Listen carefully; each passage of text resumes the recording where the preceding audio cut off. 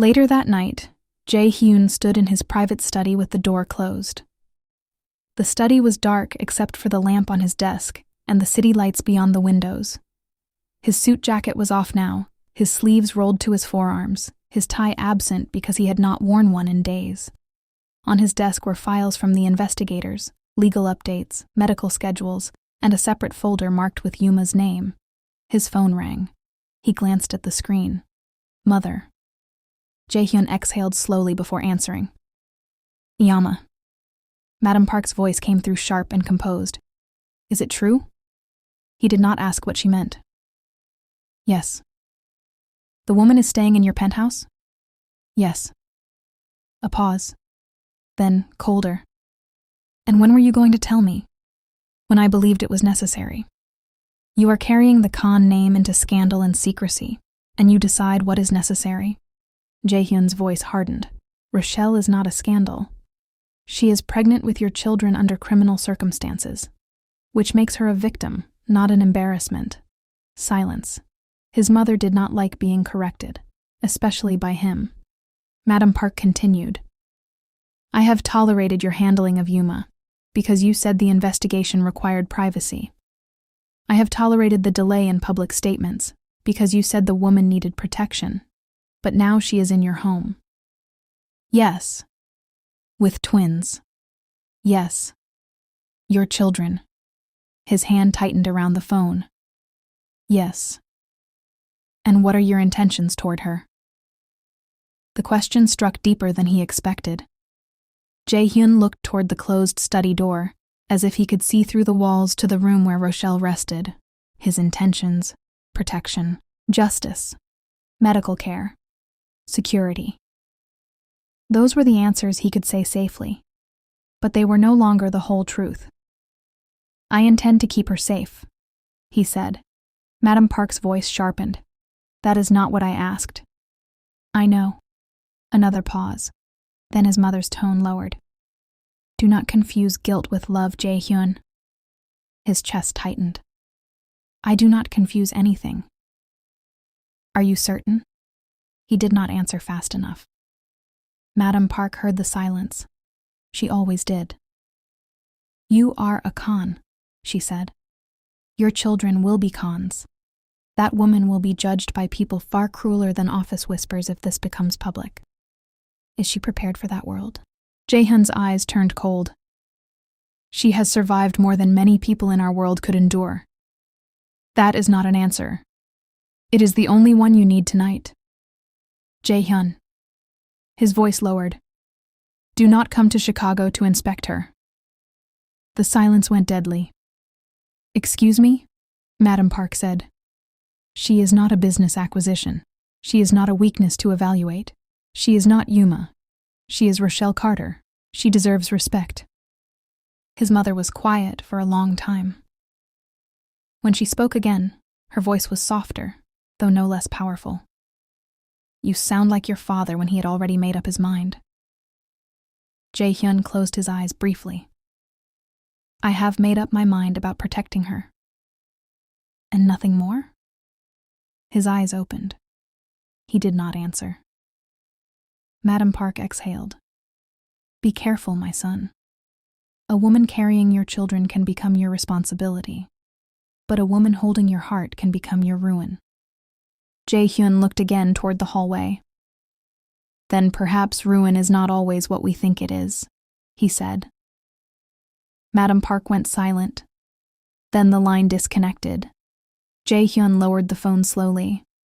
For a long moment, he stood alone in the study, surrounded by power, wealth, and decisions. But all he could think about was Rochelle's hand guiding his to her stomach. The flutter beneath his palm. The way she had looked at him when he almost said too much. He had built an empire on control, and he was losing it, one heartbeat at a time. Across the city, Yuma found out before midnight. She sat in the back of a sleek black car outside a private club, the glow of her phone lighting her face. Her hair was perfect, her makeup flawless. Her diamond earrings caught the light every time she moved. But her eyes were wild. The message on her phone was short. She moved into his penthouse. Private floor. Full staff. Security increased. Yuma stared at the words until they blurred. Then she laughed. A low, bitter sound. "No," she whispered. Her driver glanced at her in the mirror, then quickly looked away. Yuma's fingers tightened around the phone. Rochelle Carter was supposed to be a complication, a problem, a disposable piece on the board. Not this, not living under Jaehyun's roof, not protected by his staff, not carrying twins, not being treated like something precious. Yuma's breathing quickened. "She thinks she won," Yuma said softly. "She thinks she can just step into my place." But that was the part that made her angriest. Rochelle had not stepped anywhere. Jaehyun had brought her in. Jaehyun had chosen to protect her, and Yuma knew him well enough to understand what that meant. He was not a man who protected carelessly. Her phone buzzed again. Another message. Also, someone from our side was seen near Rochelle's condo. Khan's security may have footage. Yuma went very still. Her anger turned cold. "Idiot," she hissed. Jaehyun's security team had seen someone watching Rochelle's condo. That meant they would trace it. If they traced it, they would come closer. If they came closer, they could find the money trail. The clinic, the documents, the signatures, the people she had paid, the people she had threatened. Yuma's perfect face hardened. She had not come this far to be dragged into court like some desperate ex-lover. She had planned this. She had wanted Jaehyun humiliated, distracted, broken. But she had not expected Rochelle Carter. She had not expected twins. And she had not expected the look in Jaehyun's eyes when he chose someone else's safety over Yuma's existence. Her hand shook as she typed one message back. "Find out what security has. Now." Then another. "And find out Rochelle's schedule. Even on bed rest, she has appointments." Yuma stared out the window at the Chicago night. Somewhere high above the city, Rochelle was in Jaehyun's penthouse. Resting, protected, carrying his children. Yuma's mouth twisted. "Enjoy it while you can," she whispered. Back at the penthouse, Jaehyun's head of security entered the study quietly. "Mr. Khan." Jaehyun turned from the window. The man placed a tablet on the desk. The screen showed a paused image from security footage outside Rochelle's condo. A man in a dark cap stood across the street, pretending to look at his phone, but his attention was fixed on the building entrance. Jaehyun's expression changed. Everything human and tender from earlier disappeared beneath cold control. "When was this?" "2 nights ago. We pulled the surrounding footage after Ms. Carter moved here. He watched the building for 47 minutes. Identification? Working on it. We believe he may connect to someone in Yuma's circle." Jaehyun stared at the image. The man on the screen had been close to Rochelle's home. Too close. His voice became deadly quiet. "Find him." "Yes, sir." And increase coverage on Dr. Patel's office, the specialist clinic, and every route between here and her appointments. "Already started." Jaehyun looked up. "No one gets near Rochelle Carter." The security chief nodded. "Understood." When the man left, Jaehyun stood alone again. He looked toward the hallway leading to Rochelle's suite. Behind that door, she was supposed to be resting. Peaceful. Safe. He had promised her that his penthouse would not be a cage, but now he knew the threat was closer than he wanted her to know tonight. His hand curled into a fist. Yuma had made one mistake. She thought Rochelle was alone. She thought Rochelle was soft. She thought pregnancy made her vulnerable in a way that could be used. But Yuma had not understood what she had created. Not only twins. Not only scandal. She had created a bond between two people who were never supposed to belong to each other. And Jaehyun Khan protected what was his responsibility. What was precious. What he stopped the thought before it became a word. Not yet.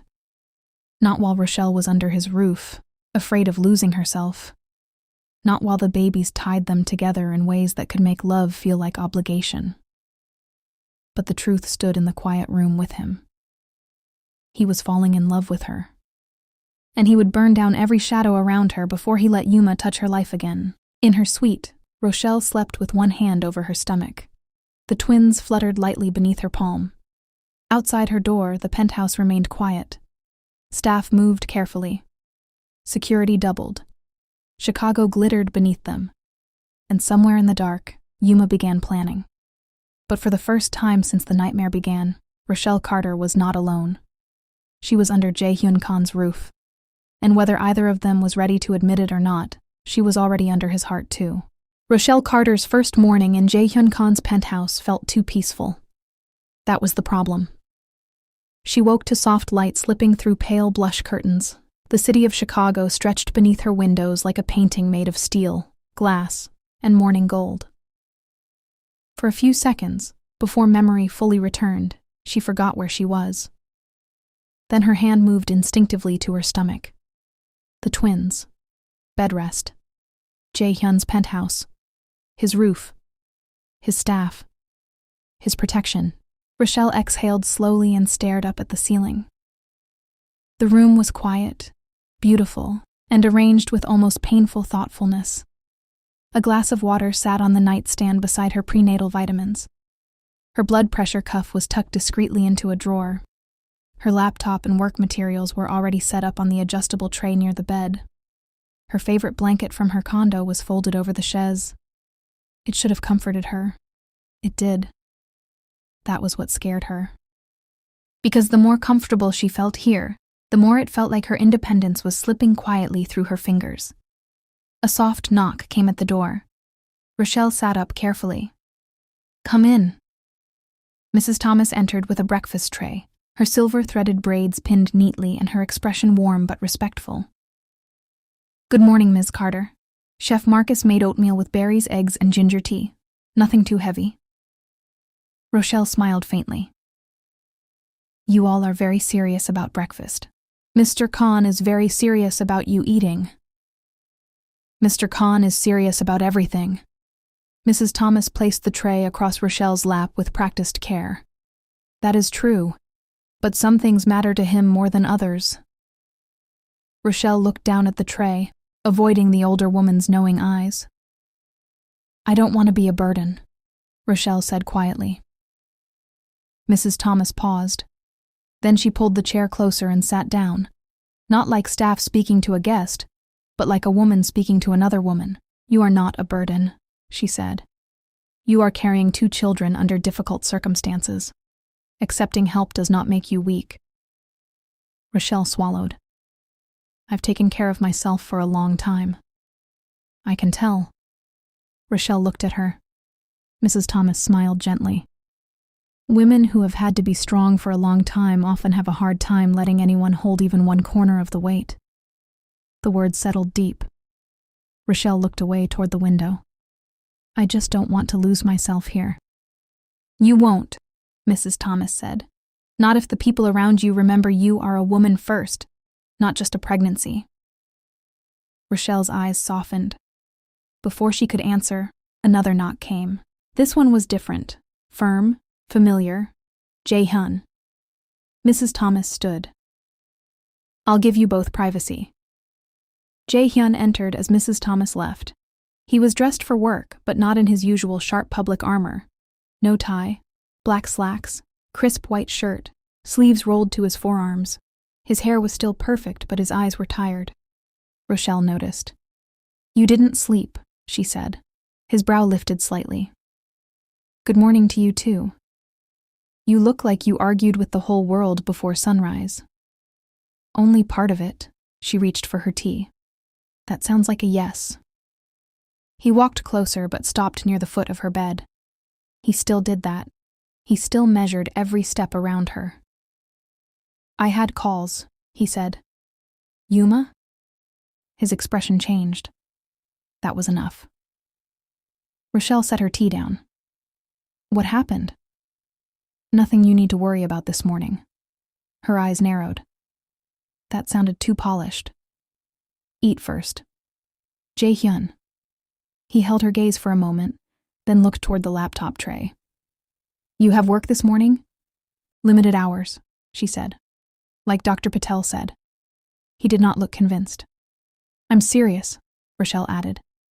2 hours, maybe 3. 1. 2. 1.5. She stared at him. Are you negotiating with me about my own job? Yes. Despite herself, she almost smiled. You are impossible. And you are stubborn. I prefer determined. I know. The simple way he said it warmed something in her chest. He knew her. That was becoming harder to ignore. After breakfast, Rochelle opened her laptop and tried to work from bed. At first, it felt good to have numbers and designs in front of her again. Structure helped. Logic helped. Engineering had always given her something solid to stand on. Then she opened an email thread. Her department was discussing project assignments while she was on bed rest. Most of it was professional. Updates, deadlines, coverage.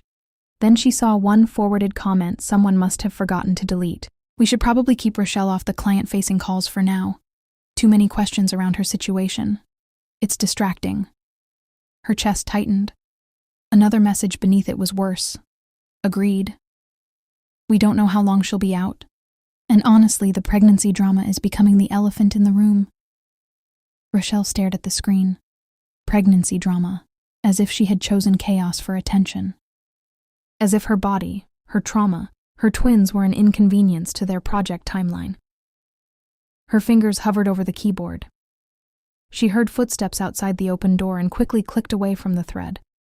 But Jae-hyun had already seen her face. What happened? Nothing. His eyes moved to the screen. Rochelle. She closed the laptop halfway. It's work. What did they say? I can handle it. I did not say you could not. You were about to. No, he said, voice controlled. I was about to ask who needs to be reminded of employment law, basic decency, and self-preservation. Jae-hyun. His jaw tightened. Show me. No. The word came sharp. He went still. Rochelle took a breath. This is my career, not yours. I know you can make phone calls and scare people. I know you can have lawyers send letters that make executives sweat through their suits.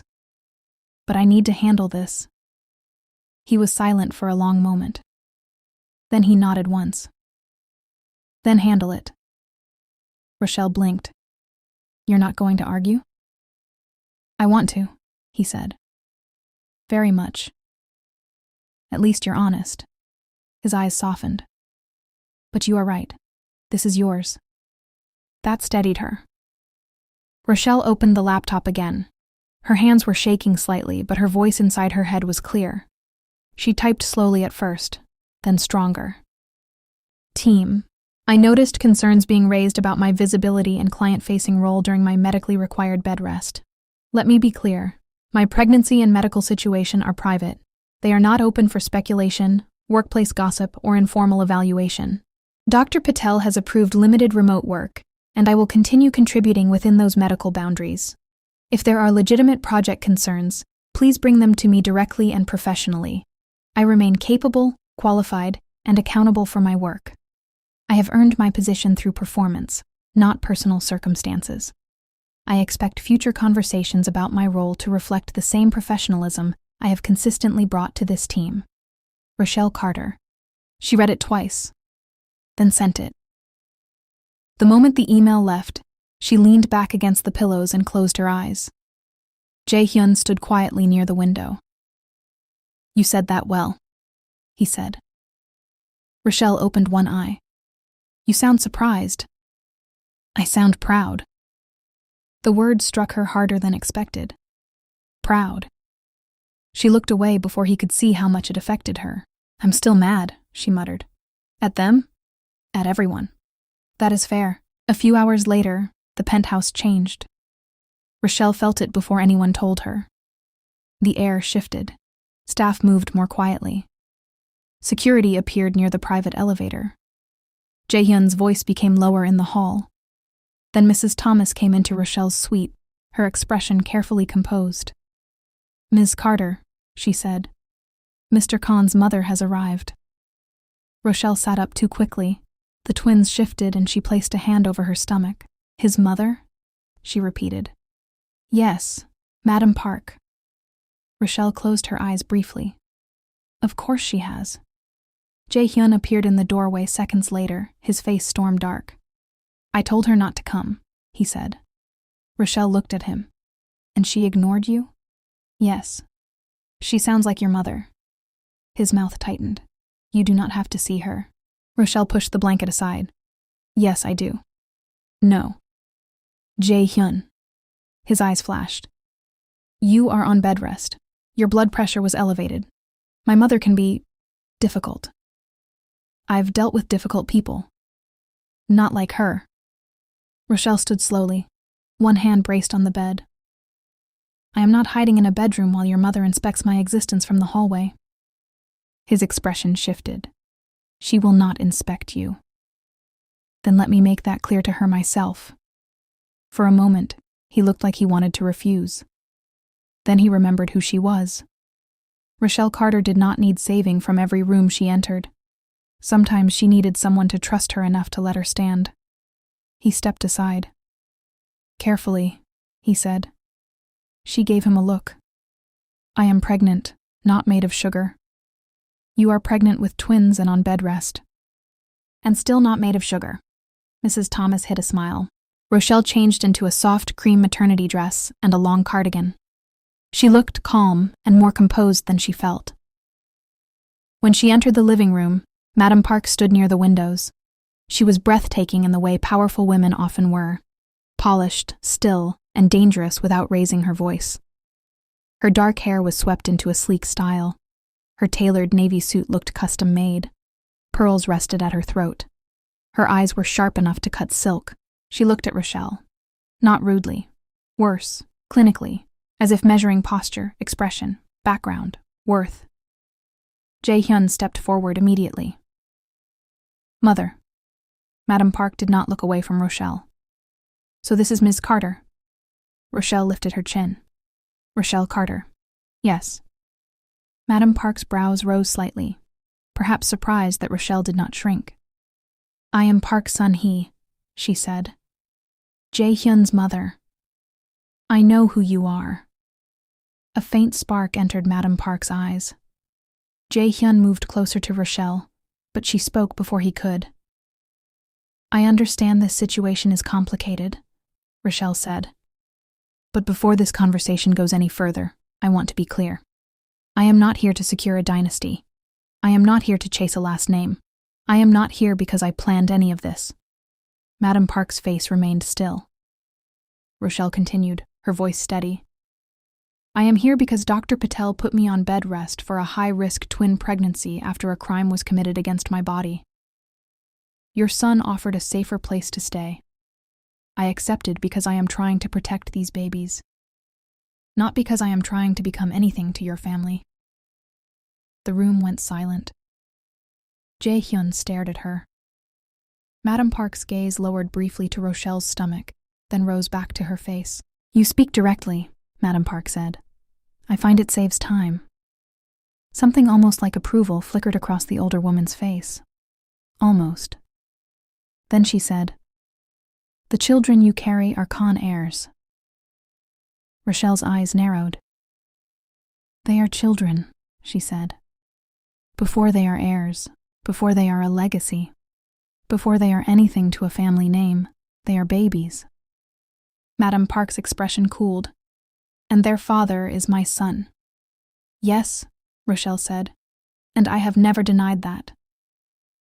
Yet you are not married to him. Jae-hyun's voice cut through the room. Enough. Madam Park looked at him. He stepped between them, his face cold. You will not come into my home and speak to Rochelle as if she is applying for a position. His mother's eyes flashed. I am asking necessary questions. You are questioning a woman who has already endured more than enough. Rochelle looked at him, her chest tightening. He stood in front of her without hesitation, not to silence her, to shield her from disrespect. There will be no more comments about marriage, legacy, or the Khan name today, Jae-hyun said. If you want to remain here, you will respect her. Madame Park stared at her son for a long time. Then her gaze moved back to Rochelle. Rochelle expected anger. Instead, she saw calculation giving way to something more complicated. Respect, maybe. Reluctant, but real. Madame Park slowly inclined her head. I can see why Yuma underestimated you. Rochelle's spine stiffened at the name. Yuma underestimated a lot of people, Rochelle said. Yes, Madame Park said, including my son. Jae-hyun's jaw tightened. Madame Park looked at Rochelle's stomach again, but this time her expression softened, almost imperceptibly. You are tired, she said. Rochelle blinked, surprised. I'm fine. No, Madame Park said. You are standing because pride told you to. Sit down before both our sons scold us. Rochelle stared at her. Then, unexpectedly, she laughed softly. Jae-hyun looked relieved and irritated at the same time. Madame Park sat across from Rochelle after she settled onto the sofa. The conversation that followed was careful. Not warm exactly, but no longer hostile. Madame Park asked about the doctors. Rochelle answered. She asked about the twins' development. Rochelle answered. She asked about Rochelle's work, and Rochelle explained her role as an engineer, the projects she managed, the pressure she faced, and the discipline it took to get where she was. For the first time, Madame Park truly listened. By the end of the conversation, something had changed. Madame Park no longer looked at Rochelle like an unknown threat. She looked at her like a woman with a spine, and Madame Park respected spines. That fragile peace lasted until late afternoon. A package arrived at the penthouse. It came through the building's receiving area, addressed to Rochelle Carter. At first, no one told her. Jae-hyun's security team intercepted it before it reached the private elevator. They scanned it, opened it under protocol, and found no weapon. But what was inside was worse in a different way. A small silver baby rattle, a photo of Rochelle's condo building, and a note printed in neat black letters. You can hide in his tower, but you are still carrying what belongs to him. Jae-hyun read the note in his study. His face went still in a way that made everyone in the room uneasy. Who brought it? Courier drop, his security chief said. Fake name, paid cash. Footage? We're pulling it now. Tell no one. But Rochelle found out. Not because he told her, because she stepped into the hall just as one of the security men said, the package addressed to Ms. Carter. The word stopped when he saw her. Rochelle looked from him to Jae-hyun. What package? Jae-hyun's expression closed. That told her everything. What package? She repeated. Rochelle, he said carefully. Her blood went hot. Do not Rochelle me. What happened? He dismissed the security men with one look. Then he turned to her. A package came, security intercepted it. What was in it? It was meant to upset you. That is not an answer. You do not need the stress. Her eyes flashed. You don't get to decide what truth I can handle. His jaw tightened. Dr. Patel said I need peace. She did not say I need to be treated like a child. I am trying to protect you. No, Rochelle snapped.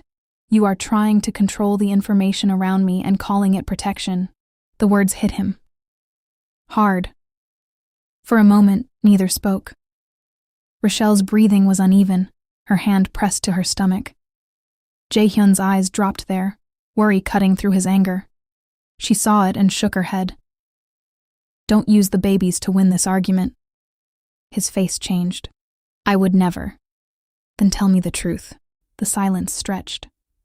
Finally, Jae-hyun walked to his desk, picked up the evidence sleeve containing the note, and brought it to her. He did not hand her the rattle or the photo at first, just the note. Rochelle read it. Her face went pale, then hard. Yuma, she whispered, we believe so. You were going to keep this from me? Only until I had more information. That is still keeping it from me. Yes, he admitted. She looked up sharply, not expecting him to concede. His voice lowered. And I was wrong. Her anger flickered. Jae-hyun stepped closer, then stopped. I saw the note and thought only of your blood pressure, your safety, the babies. I wanted to take the fear away before it reached you. You can't take fear away by hiding the truth. I know that now. You have to trust me with my own life. His eyes held hers. I do trust you. No, she said quietly. You trust yourself to protect me. That's not the same thing. That hurt him. She saw it. But she did not take it back, because it was true. Jae-hyun looked down for a moment, then back at her. You are right, he said. I am used to being the wall between danger and the people inside it. I am not used to asking the person behind the wall how high they want it built. Rochelle's anger softened despite herself. I don't need no wall, she said.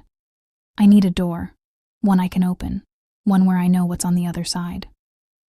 He nodded slowly. Then from now on, no information about threats involving you will be withheld from you. Promise? Yes. I mean it. So do I. Rochelle looked away, still shaken by the note. Her knees suddenly felt weak. Jae-hyun noticed immediately. Sit down. I'm fine. You are not. I said. She swayed. He moved before she could finish, one arm coming around her back, the other steadying her elbow. May I help you? He asked, even as fear sharpened his voice. Rochelle leaned into him, breathing shallowly. Yes. He guided her carefully to the sofa. His touch was strong, controlled, and gentle. Not possessive, not rushed, just there. She sat, and he lowered himself in front of her, one knee touching the floor. Rochelle. I'm okay, she whispered. I just got dizzy. I am calling Nurse Elena. She did not argue. His hand hovered near hers. This time she reached for him first. His fingers closed around hers. The anger between them did not disappear, but something changed inside it. It became honest, real, not polished, not careful. Jae-hyun looked at their joined hands. I am sorry, he said. I know. I almost failed you trying not to frighten you. Rochelle looked at him. Then don't do that again. I won't. Their eyes locked. He was still kneeling in front of her, too close, not close enough. The air shifted. Jae-hyun's gaze dropped to her lips. Rochelle's breath caught. For one dangerous second, everything else faded. The note, the threat, Madam Park, Yuma, the twins. All that remained was him looking at her like he wanted to cross a line he had spent months refusing to touch. He leaned slightly forward, then stopped. His voice was low and rough. May I? Rochelle's heart pounded. She knew what he was asking, not because he assumed, because he refused to take even this without permission. Her lips parted. The answer almost came. Yes. But then Nurse Elena knocked lightly and entered the room. The moment broke. Jae-hyun closed his eyes briefly, then stood. Rochelle looked away, her face warm. Nurse Elena checked her blood pressure. It was elevated, but not dangerously so. She called Dr. Patel, who arrived at the penthouse within the hour. Dr. Patel's expression was calm but serious as she sat beside Rochelle. I heard we had a stressful afternoon. Rochelle gave Jae-hyun a look. That is one way to say it. Dr. Patel glanced between them and clearly understood there was more happening than blood pressure. Rochelle, she said gently, medically, I need you resting as much as possible. Emotionally, I need the environment around you to be honest and calm. Secrets can create just as much stress as bad news. Jae-hyun accepted that without defense. I understand. Dr. Patel turned to him. Protection is good. Peace is better. Then she looked back at Rochelle. And you, no more standing through confrontations with powerful mothers, threatening packages, or billionaire arguments. Rochelle blinked. You heard about Madam Park? Dr. Patel smiled faintly. This penthouse has a very informative nurse. From the corner, Nurse Elena looked innocent. Dr. Patel checked Rochelle thoroughly, adjusted her instructions, and ordered strict rest for the next 48 hours. No work tomorrow, Dr. Patel said. Rochelle opened her mouth. No work, Dr. Patel repeated. Rochelle closed it. After Dr. Patel left, the penthouse fell quiet again. That night, Rochelle could not sleep. She lay in her suite, one hand on her stomach, thinking about the note, about Jae-hyun kneeling in front of her, about the almost kiss, about the way his question had been more intimate than any touch. May I? Near midnight, she heard a soft voice outside her partially open door. Korean, Jae-hyun. She stayed still. He was not speaking to her. He was speaking softly, almost too softly to hear, near the hallway outside her suite.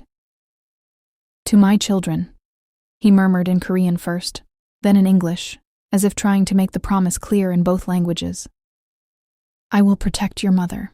I will protect you. You will not be born into fear if I can stop it. Rochelle's eyes filled. There was a pause. Then he whispered, and if I am not worthy of her trust yet, I will become worthy. Her throat tightened. She closed her eyes as tears slipped silently down her temples. The next morning, Rochelle called her mother. She had avoided it long enough. Her mother answered on the second ring. Baby? The sound of her voice nearly broke Rochelle. Hi, Mama. There was a pause, a mother's pause. What's wrong? Rochelle closed her eyes. A lot. She told her mother more than she had planned. Not every legal detail, not every horror, but enough. The pregnancy, the twins, the stolen sperm, Yuma, the bed rest, the penthouse, the threats. The silence on the line was heavy. Then her mother said, I'm coming. Mama. I said I'm coming. By late afternoon, Diane Carter arrived at Jae-hyun's penthouse. She was a strong, beautiful black woman in her early 60s with wise eyes, a neat bob, and the kind of presence that made people stand straighter without knowing why. She wore a camel coat, dark slacks, and carried a purse like she was prepared to use it as a weapon if necessary. Jae-hyun met her at the elevator. Mrs. Carter, he said respectfully. She looked him up and down. Mr. Khan. Jae-hyun, please. We'll see. Rochelle, resting on the sofa, covered her mouth to hide a smile. Diane went straight to her daughter first. That alone made Rochelle cry. Her mother held her face in both hands, kissed her forehead, then looked down at her stomach. My baby having babies, she whispered. Rochelle broke down. Diane sat beside her and held her carefully while she cried. Jae-hyun turned away, giving them privacy. But Diane noticed. She noticed everything. Later, after Rochelle had calmed and fallen asleep on the sofa, Diane asked to speak with Jae-hyun privately. They stood near the windows. Diane did not waste time. My daughter has taken care of herself her whole adult life, she said. She worked hard, built her career, bought her own place, protected herself. And now she's here, under your roof, pregnant with your children because somebody violated her life. Jae-hyun's face tightened. Yes. I don't care how much money you have. I understand. No, you don't. Rich men often think money makes them safe to women. It doesn't. He accepted that too. Diane stepped closer. Respect does. Patience does. Telling the truth does. Not making decisions over her head does. His voice was quiet. I made that mistake. I know, she told me. He looked toward Rochelle sleeping on the sofa. I will not make it again. Diane studied him. And if you hurt her, she said, voice calm as a blade, no amount of billionaire influence will protect you from me. For the first time in days, something almost like a smile touched Jae-hyun's mouth. I believe you. You should. I do. Diane followed his gaze to Rochelle. You care about her? It was not a question. Jae-hyun went still. Diane's eyes narrowed slightly. Don't play poker with a mother. I saw it the minute I walked in. He said nothing. Diane lowered her voice. Then be careful with her. She's carrying enough already. Jae-hyun looked at Rochelle for a long moment. I know.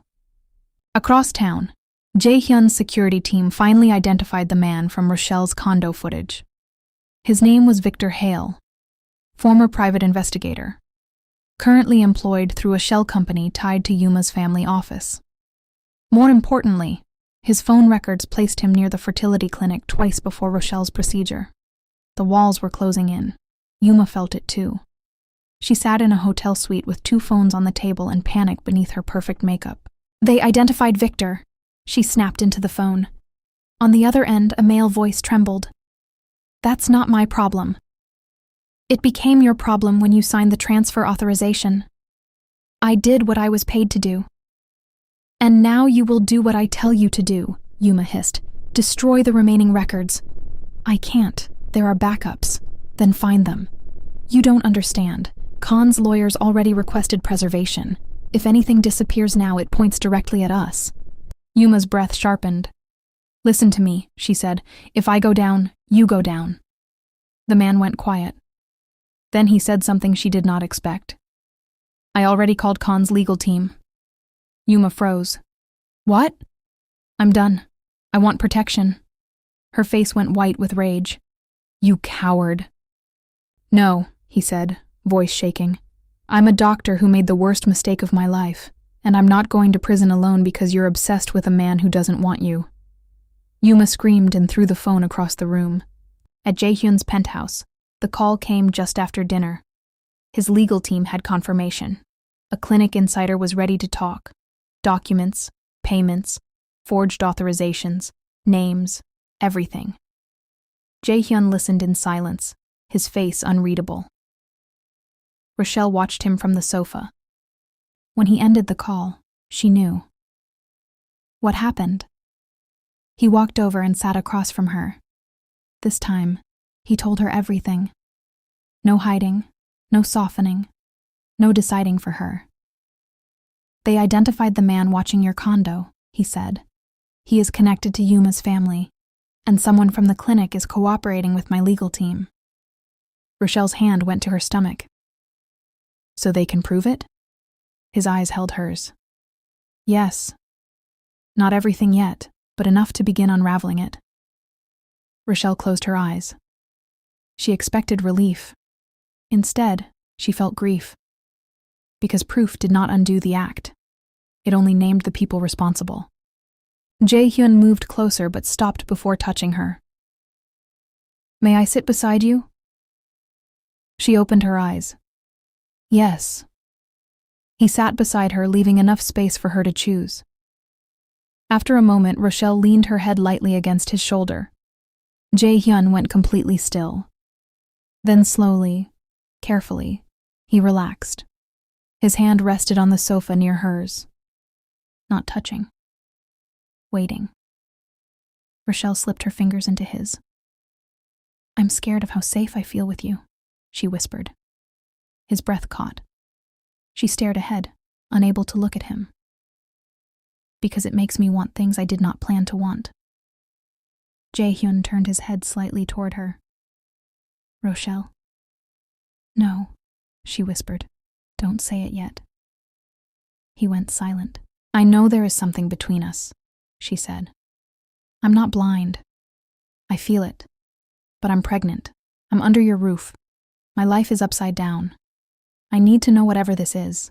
It's real, and not just fear or guilt or the babies. His voice was low. It is real. Her heart trembled. But I will not ask you to carry my feelings while you are already carrying so much. She closed her eyes. That was worse. That was better. That was everything. He lifted her hand slowly and held it between both of his. You are not alone anymore, he said. Rochelle opened her eyes. Part of her wanted him to say more. Part of her was grateful he did not, because the words he swallowed filled the space between them anyway. Not yet, but soon. Across the city, Yuma began to lose control. Inside the penthouse, Rochelle rested against Jae-hyun's shoulder while the twins fluttered softly beneath her hand. And for the first time, the truth did not feel like something waiting to destroy her. It felt like something finally coming into the light. Diane Carter did not ask permission to stay. She simply arrived at breakfast the next morning with a suitcase, a garment bag, and a look on her face that dared anyone in Jae-hyun Khan's penthouse to question her. Rochelle sat propped against pillows in the living room, wrapped in a soft robe, one hand resting over her stomach while Nurse Elena checked her blood pressure. When the private elevator opened and her mother stepped out, Rochelle blinked. "Mama?" Diane lifted her chin. "Don't mama me like you're surprised." Rochelle stared at the suitcase. "You brought luggage." "I did." "For how long?" "As long as I feel like." "Mama." "No!" Diane pointed one manicured finger at her daughter. "I had to go home and pack. I know you didn't think I would just accept phone call updates and an occasional visit while you are on bed rest, carrying twins, dealing with billionaires, Korean grandmothers, criminal investigations, threatening packages, office gossip, and I go back home and sleep peacefully. Absolutely not." Across the room, Jae-hyun stood near the kitchen entrance with his coffee untouched in his hand. For once, he looked unsure. Rochelle saw his expression and almost laughed. Jae-hyun Khan, a man who commanded boardrooms across continents, had no idea how to handle Diane Carter with luggage. Mrs. Thomas appeared from the hallway, took one look at Diane's suitcase, and smiled.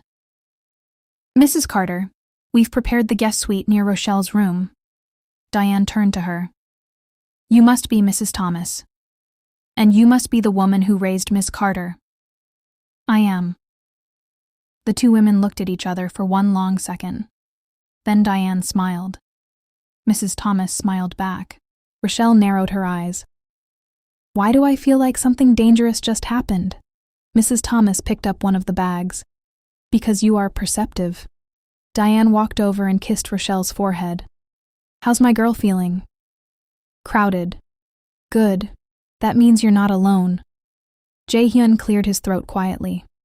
"Mrs. Carter, you are welcome here." Diane looked at him. "I know." He blinked once. Rochelle covered her mouth, hiding a smile. Diane's eyes softened a little. "But thank you." Jae-hyun nodded. By mid-morning, the penthouse had shifted again. Before Diane arrived, it had been Jae-hyun's home with Rochelle inside it. Now it was something else. Diane moved through the space like a woman who did not care how expensive the furniture was. She checked Rochelle's room, looked at the food in the refrigerator, asked Nurse Elena direct questions, thanked Chef Marcus for breakfast, and told Jae-hyun that high-end security is nice, but common sense is still required. Mrs. Thomas was delighted. Nurse Elena tried not to laugh. Chef Marcus asked Diane how she liked her tea and received a full explanation. Jae-hyun slowly realized he had been outnumbered. Not by enemies, by women. Dr. Patel had rules. Nurse Elena had medical instructions. Mrs. Thomas had household authority. Diane had mother's rights. Madam Park had Khan family power. Rochelle had final say over herself. And Jae-hyun, who had once believed protection meant controlling every variable, now found himself standing in his own penthouse while 5 women quietly made it clear that Rochelle Carter would not be managed by him alone. Later that afternoon, Madam Park returned. This time, she did not arrive empty-handed. The elevator opened to reveal her in a deep emerald suit, her posture flawless, a security aide behind her carrying several cream-colored boxes tied with silk ribbon. Jae-hyun's expression tightened immediately. "Mother." Madam Park gave him a cool look. "I was invited by no one." "Yes, I know. You made that very clear last time." Rochelle sat on the sofa with her feet elevated, a blanket over her lap. Diane sat beside her. Mrs. Thomas stood near the tea service, watching everything with calm interest. Madam Park's eyes moved to Diane. Diane's eyes moved to Madam Park. The room went still. Rochelle whispered, "Oh Lord." Jaehyun heard her and looked ready to step forward, but Rochelle lifted one hand slightly. Not yet. Madam Park approached first. You must be Rochelle's mother. Diane stood. Diane Carter. Park Sun-hee. They shook hands. It was polite. It was also a battle. Madam Park's gaze was sharp. Diane's grip was steady. Neither woman looked away first. Rochelle muttered, "The babies need peace, not a grandmother war." Both women turned toward her. Rochelle lifted her brows. "I said what I said." Diane's mouth twitched. Madam Park looked almost amused. Jaehyun exhaled quietly. Madam Park gestured to the boxes. "I brought gifts." Rochelle looked wary. "Gifts? For you and for the twins."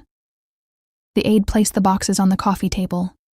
Inside were beautifully folded baby blankets, soft ivory and pale gold, each embroidered with delicate stitching. There were also small silk-lined boxes with tiny gold bracelets, each engraved with Korean characters. Rochelle looked at them, uncertain. Madam Park spoke before Rochelle could misunderstand. "They are not claims, they are blessings." Diane watched her closely. "What do the engravings mean?"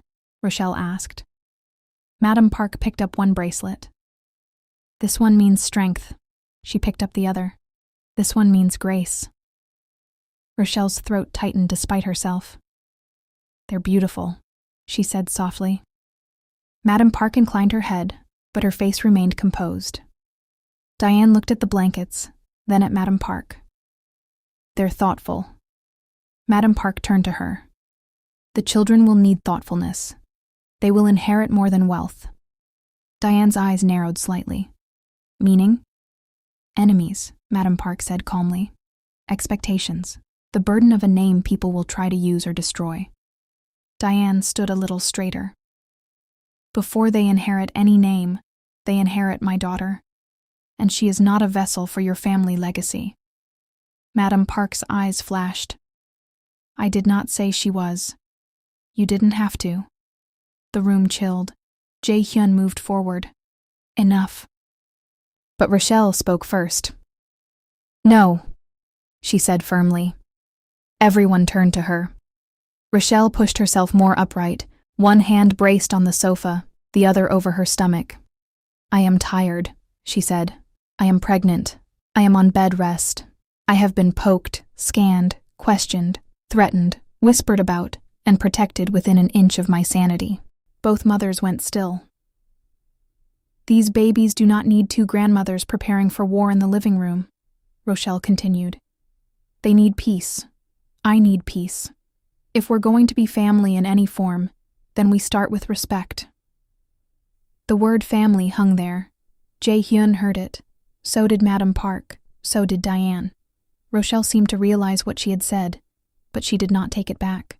Madam Park looked at Diane. Diane looked back. After a long moment, Diane sat down. Madam Park did too.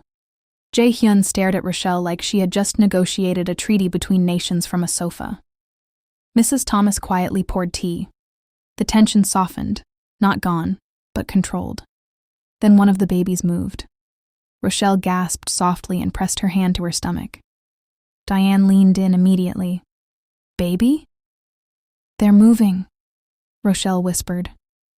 Jaehyun's eyes softened from across the room.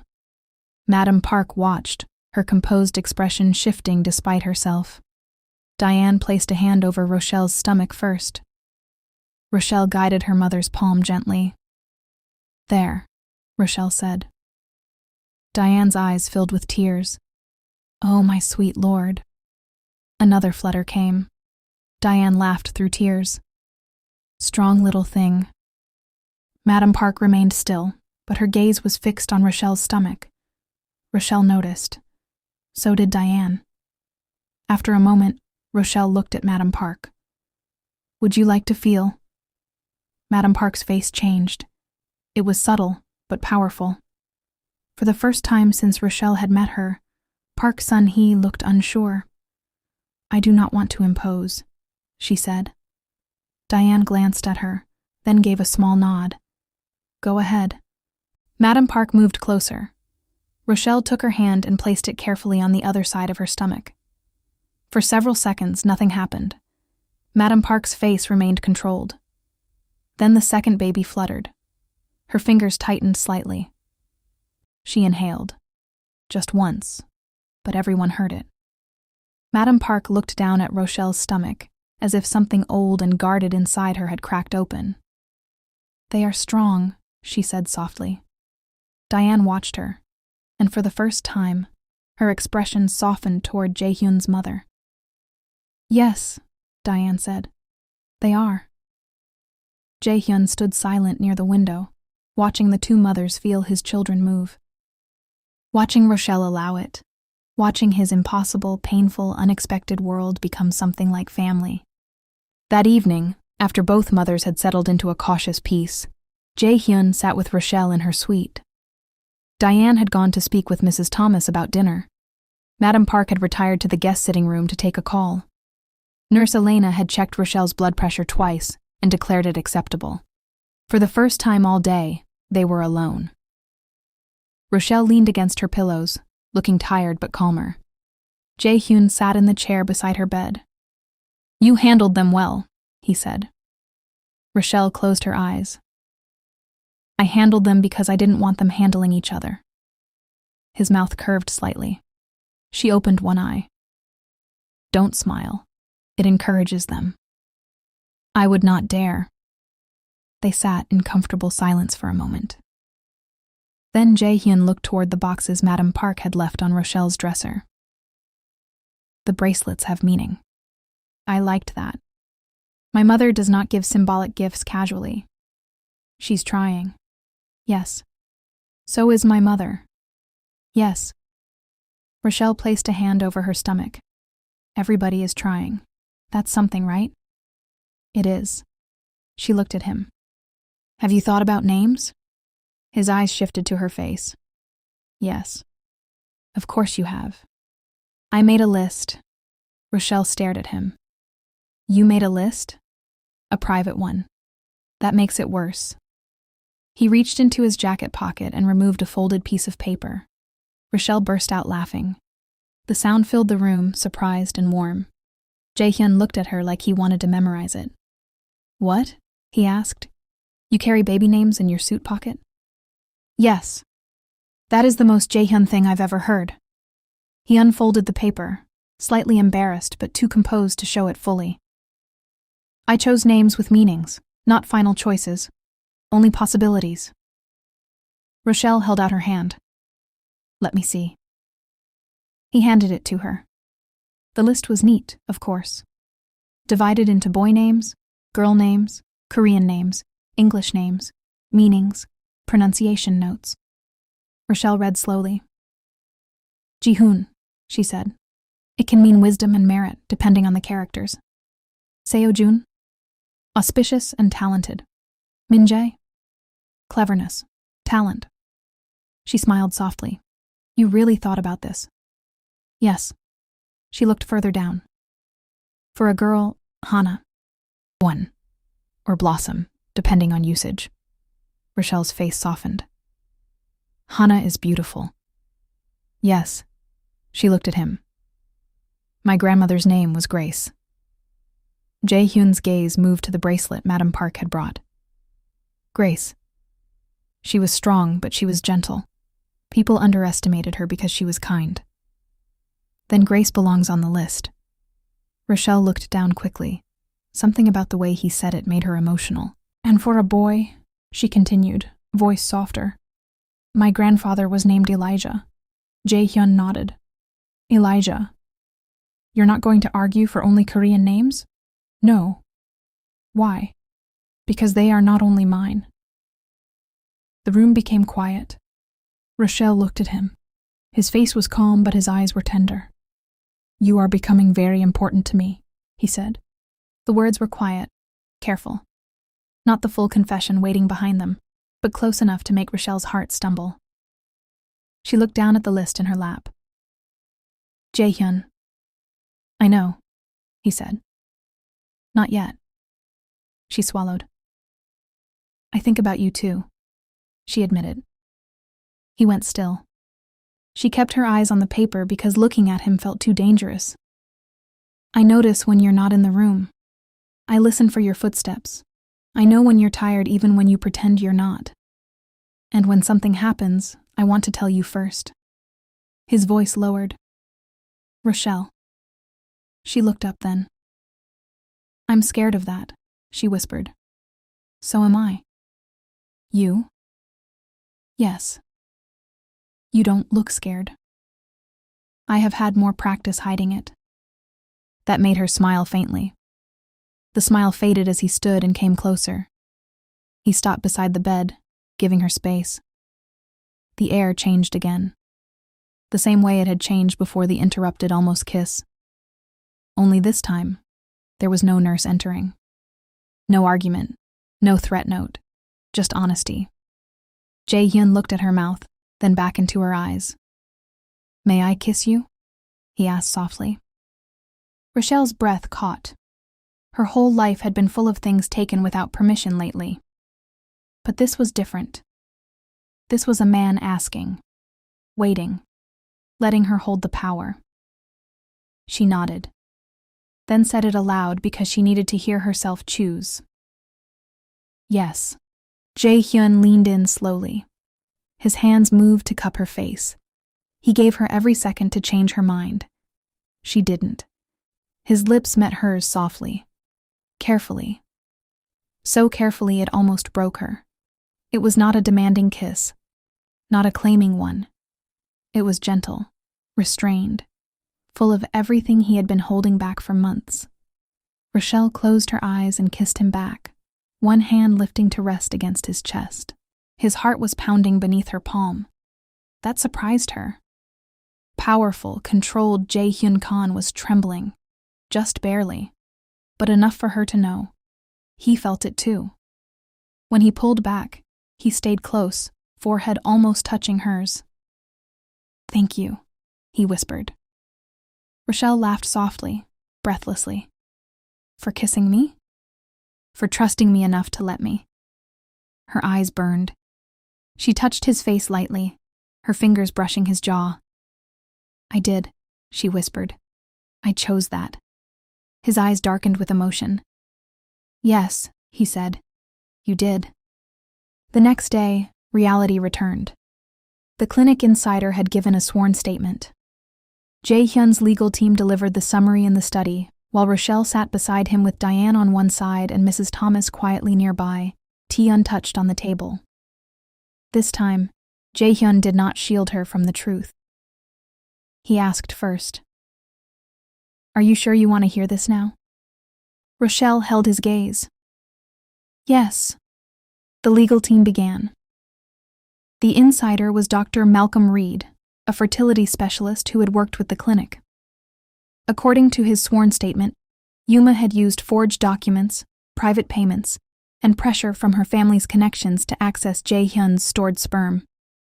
The sample had been moved through falsified authorization forms and misrepresented consent agreements. Rochelle sat very still. Her hand rested over her stomach.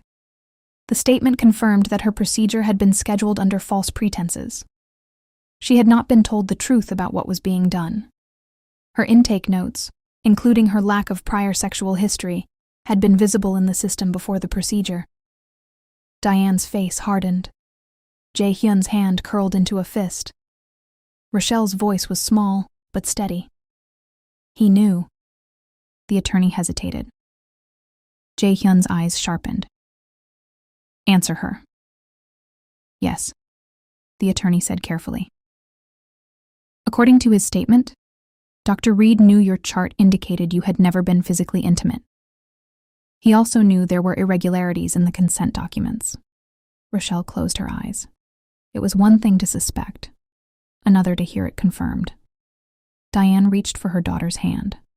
Rochelle let her take it. Yuma's family is already trying to pressure him to retract, the attorney continued. There have been calls, legal threats, we believe possible bribery attempts. Jae-hyun's voice was cold. Protection? Arranged, the attorney said. As you instructed. Dr. Reed and his immediate family have been moved to a secure location. Rochelle opened her eyes and looked at Jae-hyun. You protected him? I protected his statement, Jae-hyun said. And his family. If Yuma's family silences him, the truth becomes harder to prove. Rochelle absorbed that. It was not kindness. Not exactly. It was strategy. But it was also justice. I want to face him, she said. The room went silent. Diane looked at her. Baby. I want to ask him why. Jae-hyun's expression tightened. That may not be good for you. I'm tired of everyone deciding what's good for me. He stopped. She looked at him. I'm not saying today. I'm not saying in person if Dr. Patel says no, but I need answers from him. Jae-hyun nodded slowly. Then we asked Dr. Patel. Dr. Patel said no. Firmly. Diane looked at her. Baby. I want to ask him why. Jae-hyun's expression tightened. That may not be good for you. I'm tired of everyone deciding what's good for me. He stopped. She looked at him. I'm not saying today. I'm not saying in person if Dr. Patel says no, but I need answers from him. Jae-hyun nodded slowly. Then we asked Dr. Patel. Dr. Patel said no. Firmly. When she arrived later that afternoon for Rochelle's checkup, she listened carefully, then folded her hands. No direct confrontation right now. Rochelle's face fell. Your blood pressure has just stabilized, Dr. Patel said. A direct meeting with a man involved in your violation could be emotionally overwhelming. I need answers, Rochelle said. I understand. So here is my compromise. Written questions. Your legal team sends them. He answers through counsel. You read them here, with support, when you are medically stable. Rochelle looked at Jae-hyun. He did not speak for her. He waited. Finally, she nodded. Okay. That night, Rochelle wrote her questions. Jae-hyun sat beside her, silent. Diane sat nearby, praying softly under her breath. Rochelle's hands shook, but her words were clear. Did you know I had not consented to being inseminated with Jae-hyun Khan's sperm? Did you know I was a virgin? Did you read my medical history before the procedure? Did you ever question why a woman with no sexual history was suddenly scheduled for this? Did you see me as a person, or only as a body you could use because someone paid you? When she finished, she closed the notebook and cried. Jae-hyun did not touch her until she reached for him. Then he held her hand while Diane rubbed her back and whispered, Let it out, baby. The answers came 2 days later. Rochelle asked Jae-hyun to sit with her while she read them. I don't want to read this alone, she said. You won't. He sat beside her on the sofa. Diane sat on her other side. The document was short, but every answer cut deep. Dr. Reed admitted he had known there were irregularities. He admitted he had seen her intake notes. He admitted he knew she had never been physically intimate. He admitted Yuma had insisted the procedure move quickly and that he had accepted payment routed through a consulting account. Then came the answer to the last question. At the time, I did not think of you as a whole person. I thought of the file, the procedure, and the money. I knew something was wrong. I chose not to stop it. I am sorry. Rochelle stared at that line for a long time. Then she whispered, He knew. Jae-hyun's voice was rough. Yes. He saw my chart. Yes. He knew I didn't understand what was really happening. Yes. Her tears fell silently, but he still did it. Diane squeezed her hand. Jae-hyun looked like he wanted to tear the world apart. Rochelle turned to him. Don't look away, she said. His eyes snapped to hers. I need you to see what happened to me. Not as your guilt, not as your failure, as my truth. His expression broke. I see it, he said quietly. She nodded, tears sliding down her face. Good. He reached for her hand. This time, she let him hold it, not to rescue her, to witness her. That evening, law enforcement arrested Victor Hale. The man who had watched Rochelle's condo was picked up after investigators connected him to Yuma's family office, Dr. Reed's communications, and surveillance near both Rochelle's building and the clinic. He began negotiating almost immediately. Yuma's network was cracking, not collapsing yet, but cracking. Jae-hyun received the news in his study, then went straight to Rochelle. She was in bed, tired from crying but calmer now. He stood in the doorway. They arrested Victor Hale. Rochelle closed her eyes. Good.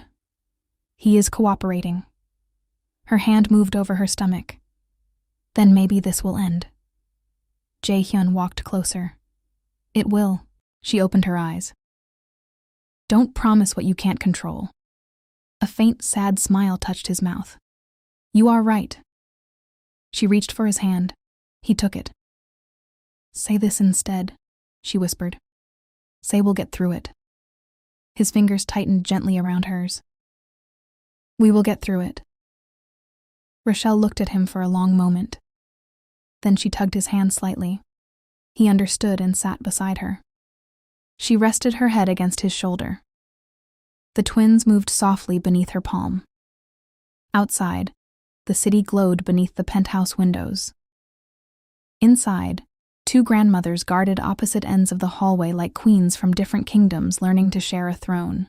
Mrs. Thomas kept the house steady. Dr. Patel kept the pregnancy safe. The investigation moved forward. Yuma's walls began closing in, and in the quiet of Rochelle's room, Jae-hyun pressed a soft kiss to the top of her head. Not possessive, not rushed, just a promise. Rochelle closed her eyes. For the first time in a long time, she believed him. They would get through it. Together. That's part 2. Tell us your thoughts about it. We love reading and responding to your comments. Hit that subscribe button and the notification bell so you won't miss the epic conclusion.